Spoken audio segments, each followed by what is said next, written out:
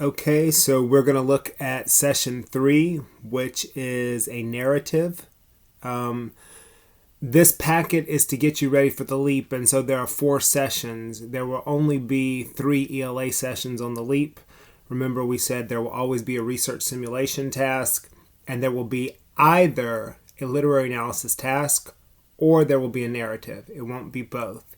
And so this packet, in order to get you ready for whatever you may possibly have, has 4 sessions, so that way, regardless of the type of writing you have to do, you have some kind of practice and preparation with that.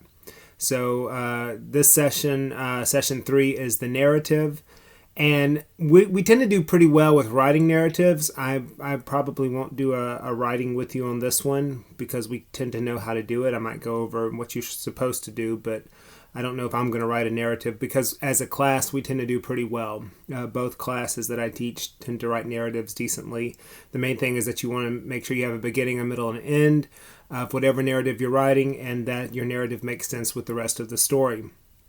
But we tend to do pretty well with narratives, so it's a little extra practice. So what we're going to focus on in this session is reading comprehension. So we have the section, in session 3, we have directions at the top of page 52.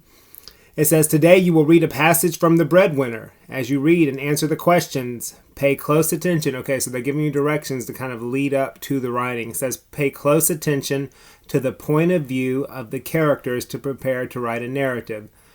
For whatever reason, so far, most of what we've had to do with writing, whether it be literary analysis task, research simulation task, or a narrative, has to do with some kind of character or narrator's point of view. So it tells you to pay close attention. If they tell you to do that, that means your narrative is going to have something to do with that aspect. So they're going ahead and letting you know right now that's what you need to pay close attention to the point of view of the characters. What's the character's point of view? All right, The Breadwinner by Arvella Whitmore. Ma'am, he said, I have a big table in my truck here. I thought since you folks were in the baking business, you might want it. It's been in our basement a long time, and we don't need it. That's ever so nice of you, said Mama. I'd be happy to take it, but I'll have to ask my husband and daughter what they think.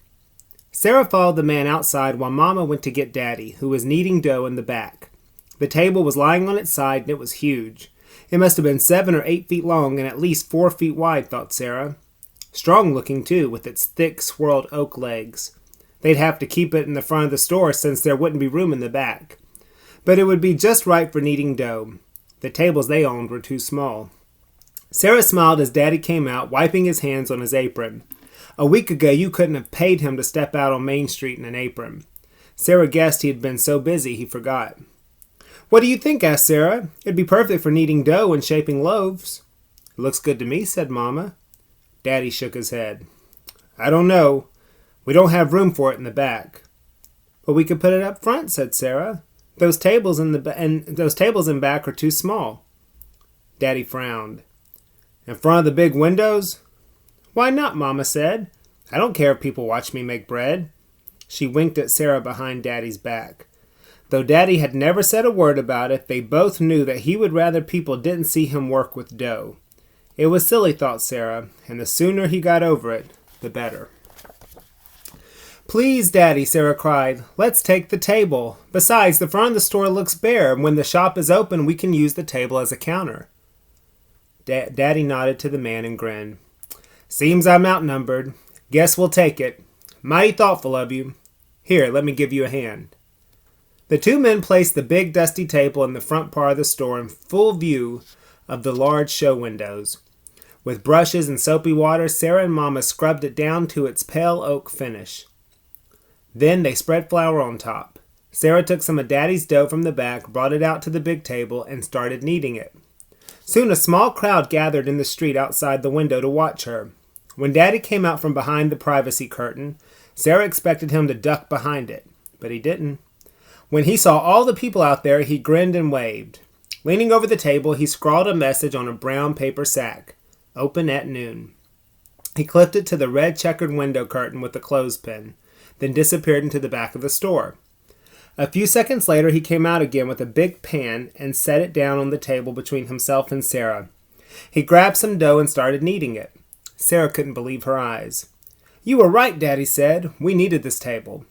Once in a while he looked up and waved at the crowd on the street. "Pretty good advertising, wouldn't you say?" he asked. "The best," said Sarah. "Yep," said Daddy. "Nobody's going to say our bread isn't homemade. No siree." Mama looked on and smiled. A minute later she brought out a pan of dough and started making cinnamon rolls. "When we get settled in," she said, "I might try my hand at cakes and pies. Just a few at first to see how they go. I used to be good at it." "That'd be wonderful," said Sarah. "What do you think we ought to call our bakery?" asked Daddy. "Every business ought to have a name." "Gee, I don't know," said Sarah. "I never thought about it." "I have an idea," he said. "After all, Sarah, you won that blue ribbon at the fair a while back." He glanced across the table at Mama. "If it wasn't for our champ here, we might have ended up in the poorhouse. I think we ought to call it the Blue Ribbon Bakery." Sarah grinned. Daddy must be proud of her to suggest that name, but to her it didn't seem quite right. That's nice, Daddy," she said, "but I think we ought to call it Puckett's Blue Ribbon Bakery. It's a family business now." All right, so we go to question 21, part A. It says, what does paragraph 11 reveal about the characters? We've just read that, but we don't know the paragraphs off the top of our head, so what do? We go back to the text. So it wants us to look at paragraph 11, and it says, what does it reveal about the characters? So paragraph 11 says, Daddy nodded to the man and grinned. "Seems I'm outnumbered. Guess we'll take it. Mighty thoughtful of you. Here, let me give you a hand." You have to look at who's talking and what they're saying. So Daddy's talking to the man who's offering them the table. And at first he didn't want it, but he says he'll take it because everyone else wants it. So would it be A, the characters have different opinions about the table? B, the characters had disagreement about starting a bakery? C, the characters agree on a name for their new bakery? Or D, the characters think working together is a good idea? Now, several of those, like C, for instance, the characters agree on a name for their new bakery. That's at the end. What the people who made this test are assuming is that you're going to go to the end, you're going to read that first question, and instead of going back, you're just going to make a guess based off the last thing that happened in the story. You have to prove them wrong. So you go back to paragraph 11, and you see that they're talking about the table. And even though Daddy didn't want the table, he's going to take it because everyone else, that's what they wanted. So the answer is A, the characters have different opinions about the table. Daddy doesn't want it, it's too big, it's going to have to be out in front, and everyone's going to see Daddy kneading the dough, which we can tell by this time period. Apparently this is an older story, possibly historical fiction, and this is in a time where men, certain kinds of men would not want to be seen doing things like baking. And so he's a little self-conscious about this, but he decides to take the table because that's what the rest of the family wants. So they have different opinions about the table. So the answer is A for part A on question 21. Now, which word from paragraph 11 supports the answer to part A? Nodded, grinned, outnumbered, or thoughtful? Which of those shows a difference of opinions? That means we don't all agree.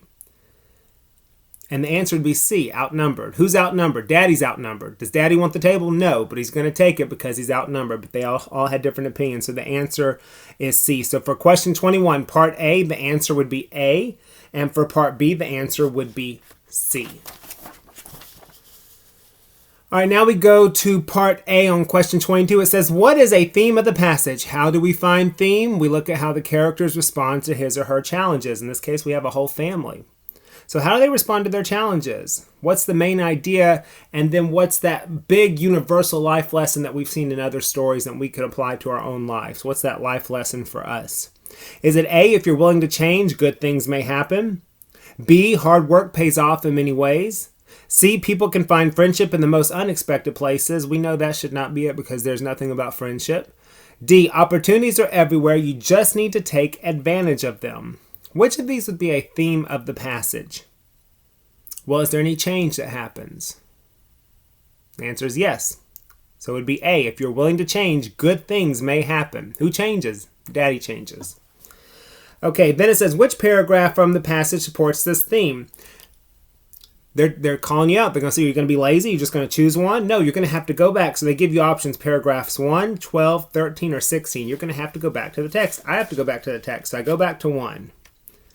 And I can tell that's not it. Then I look at option B, paragraph 12.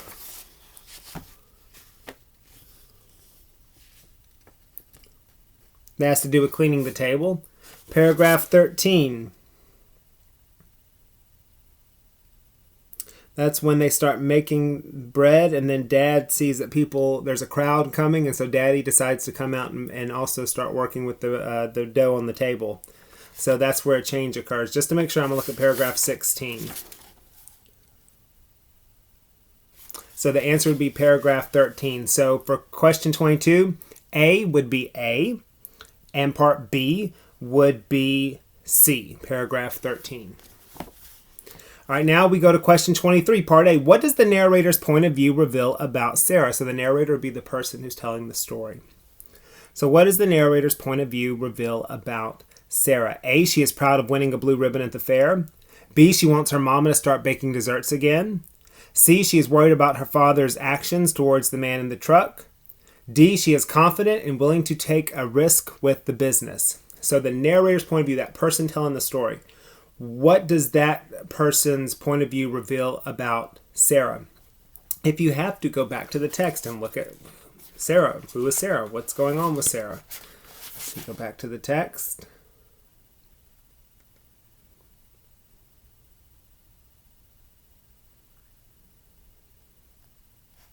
Sarah's one of the main characters in this family. So I'm looking at my options, and her father's the one who is proud of her winning the blue ribbon. There's nothing about her asking her mom to make desserts again. At first, she's worried about her father's actions, but then that changes. So it would be D. She is confident and willing to take a risk with the business. That's what she thinks they should do. She thinks we should get this table, which is too big to put in the back, and we should have it out front, and we should make the bakery goods in front of people so people will come in. So the answer for part A on question 23 would be D. She is confident and willing to take a risk with the business. Apologize, it's my phone. Okay, part B. Which evidence from the passage supports the answer to part A? So we're looking for, when it says she, talking about Sarah is confident, we're looking for things that shows confidence. So part B, question, option A. Ma'am, he said, already Sarah's not in there, so let's move on. B, please, Daddy, Sarah cried, let's take the table. Besides, the front of the store looks bare. When the shop is open, we can use the table as a counter. So Sarah's in that one, so that's an option. In C, Sarah's not talking at all.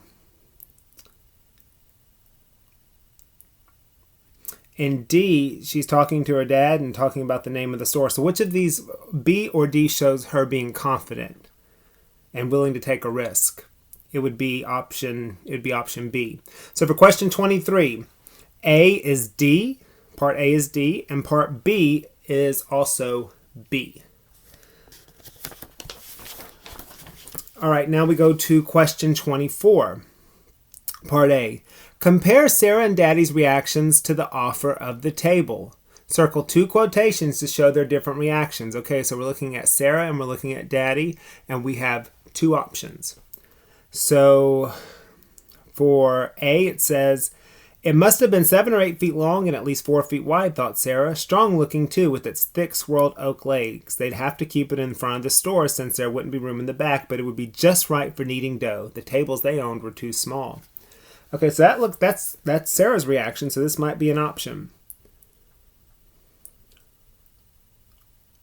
Part B, it doesn't show Daddy looking at the table. C says Daddy shook his head. I don't know. We don't have room for it in the back. What do they not have room for? The table. So I'm thinking it's A and C, but we're going to keep reading and look. So D says, though Daddy had never said a word about it, they both knew he'd rather people. So it's looking at Daddy, but not Daddy working with the table. E, Daddy nodded to the man and grinned. Seems I'm outnumbered. guess we'll take it. That's afterwards. That's not their initial reaction.